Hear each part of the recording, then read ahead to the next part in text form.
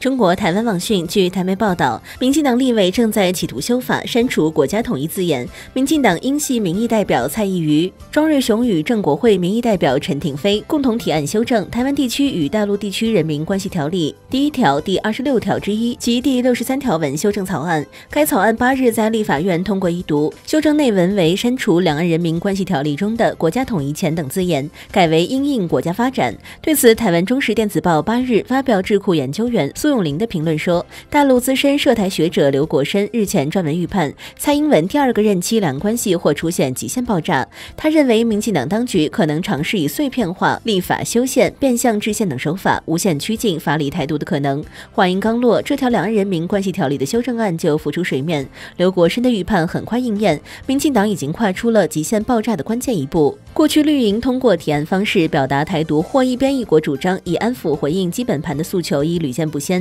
但此次民进党立委的提案时间恰好压在蔡英文520就职前夕，此举的意义和影响绝不能以安抚基本盘视之。令人高度担忧的是，两岸关系的极限爆炸尚未到来，但极限挑战已步步逼近，而且这个挑战同时考验着两岸各方的政治底线、政治智慧和政治手段。对国民党而言，在蓝营看来，民进党永远是台独靠喊、建国靠骗，那么此时考验就来了，此次修法，国民党挡不挡？对民进党而言，通过修法、署名、文稿等小动作彰显台湾独立、凸显一边一国的动作并不罕见。但台当局高层和民进党应该思考，在这个敏感的时间节点，修法删除国家统一前的文字可不是小动作，很有可能掀起台湾滔天巨浪。这个修法动作可能引起大陆、美方何种反应？民进党当局安全团队有没有纳入预判或事先推演？对刚刚进入立法院的民众党而言，这次是同意还是反对？尤其过去一段时间，民众党对华航证明案的态度暧昧，此次还有含混过关的空间吗？文章还认为，两岸人民关系条例界定两岸关系的性质